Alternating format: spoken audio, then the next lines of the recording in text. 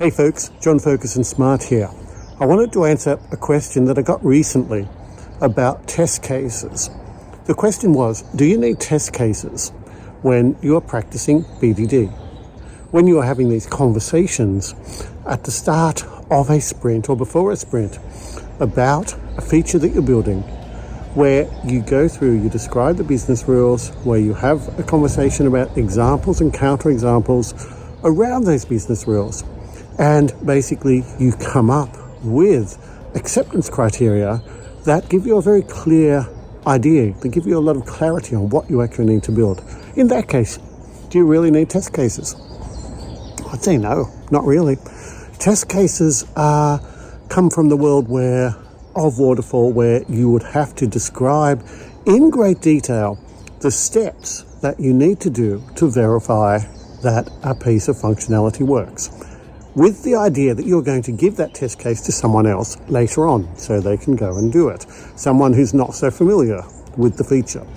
If you as a tester are involved in elaborating and identifying those business rules and examples, coming up with the acceptance criteria, maybe articulating them in a given when-then structure or some sort of more formal structure, you don't need to go away and write test cases as well. It's kind of pointless. On the other hand, if it does help you in your thought process, if it helps you test better, if it helps you clarify what you have to do, sure, go for it. Any documentation is worth doing if it helps you make better progress, if it helps you push the project forward. If you're just doing it for the sake of it because it's a traditional way of doing it, then no, it's probably not useful. If you're doing it because it helps you personally, then yeah, sure, it can be helpful. But from a pure agile standpoint, you don't need traditional test cases. If you have BDD acceptance criteria, they will do the job. The clarity that you get from having those conversations will give you enough understanding of the software to come up with your exploratory testing charters, to come up with your ideas of what areas you need to explore, what areas you need to test.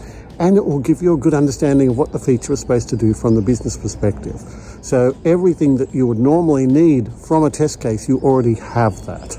So hopefully that will clarify a little bit this concept of, do you need test cases when you're doing BDD?